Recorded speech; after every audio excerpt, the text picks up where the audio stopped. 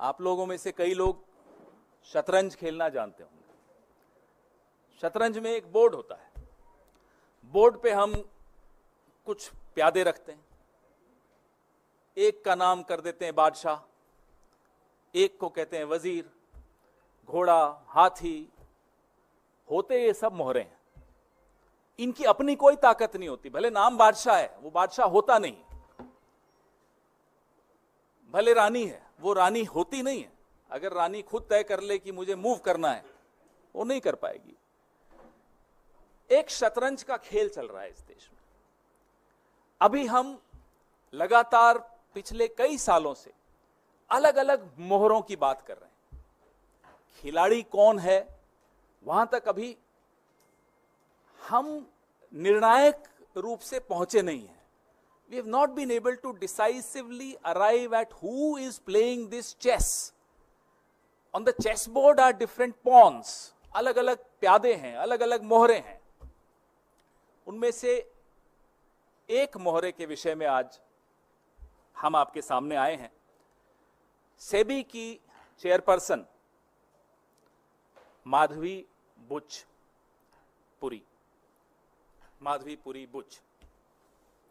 ये 5 अप्रैल 2017 से 4 अक्टूबर 2021 तक, नेक्स्ट स्लाइड, आप जैसा देख पा रहे हैं, ये मेंबर थी, whole time member of SEBI. और उसके बाद ये चेयरपर्सन बनी सेबी की 2 मार्च 2022 को। The dates are right there in front of you, the dates on which she was whole time member and the date on which she was appointed chairperson of SEBI. Very important dates. और SEBI एक regulator है। SEBI का role, जो उसकी भूमिका है, वो middle class, हम सब जो पैसा लगाते हैं मार्केट में, उस मार्केट को रेगुलेट करने की भूमिका SEBI की है, बहुत महत्वपूर्ण भूमिका है। और SEBI की चेयरपर्सन को कौन अपॉइंट करता है? सेबी की चेयरपर्सन को ये 2 महानुभाव आपके सामने हैं, अपॉइंटमेंट्स कमिटी ऑफ कैबिनेट, प्रधानमंत्री और हमारे देश के गृह मंत्री श्री अमित शाह। ये सेबी की चेयरपर्सन को अपॉइंट करने की जो एसीसी है, ये उसमें ये 2 सदस्य हैं, मतलब यही लोग अपॉइंट करते हैं।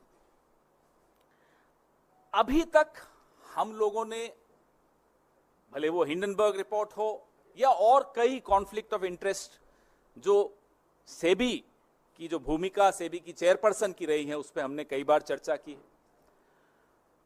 जो सर्वोच्च न्यायालय द्वारा मॉनिटर्ड इंक्वायरी थी, इन्वेस्टिगेशन थी, हिंडनबर्ग रिपोर्ट पर, अडानी की कहानी पर, उस पर भी हमने चर्चा की। लेकिन इससे ऊपर, इससे कहीं हटकर, इससे कहीं भयानक भूमिका सेबी की चेयरपर्सन की मैं आपको बताना चाहूंगा। सबसे पहले मैं अपने साथियों को बोलूंगा, अगली स्लाइड पर आएं। यह पहली इरेगुलरिटी, यह पहला गैर कानूनी काम, आप सब तनख्वाह लेते हैं, मुझे लगता है एक ही जगह से लेते होंगे। अगर आप अपनी चैनल से, आप टाइम्स नाउ में, अगर आप टाइम्स नाउ से सैलरी लेते हैं तो हिंदुस्तान टाइम्स से तो नहीं लेते होंगे, साथ साथ कांग्रेस पार्टी से तो बिल्कुल नहीं लेते हैं, हम जानते हैं नहीं लेते। लेकिन सेबी की चेयरपर्सन जब वो मेंबर थी, होल टाइम मेंबर थी, 2017 से 2024 के बीच में रेगुलर इनकम आईसीआईसीआई बैंक से ले रही थी 16 करोड़ 80 लाख। और इसको 3 अलग अलग भागों में हमने आपको दिखाया कि तनख्वाह ले रही थी। आप सेबी की होल टाइम मेंबर हैं, आप आईसीआईसीआई से तनख्वाह क्यों ले रही थी, हम ये जानना चाहते हैं। आईसीआईसीआई प्रूडेंशियल से ले रही थी, तो बैंक से ले रही हैं, प्रूडेंशियल से ले रही हैं, और ईसॉप, आप सब समझते हैं ईसॉप, और ईसॉप पे जो टीडीएस था वो भी आईसीआईसीआई ही दे रहा था। आईसीआईसीआई बैंक एक महत्वपूर्ण बैंक, सेबी की चेयरपर्सन एक महत्वपूर्ण रेगुलेटरी बॉडी की सबसे ऊंचे पद पर बैठी व्यक्ति, अधिकारी, तनख्वाह ले रही हैं एक और जगह से। Next slide. ये सीधे सीधे सेक्शन 54, सेक्शन 54 ऑफ सेबी, जो एम्प्लॉइज सर्विस रेगुलेशन 2001, मैं इसका एनेक्शर आपको दिखाऊंगा, उसका वायलेशन है। सीधे सीधे ऑफिस ऑफ प्रॉफिट का मामला है, सीधा। इसमें अगर किसी में थोड़ी सी भी अगर लिहाज, शर्म, लज्जा कुछ हो, वो इस्तीफा देगा, 1 मिनट नहीं रुकेगा इस एक्सपोजर के बाद।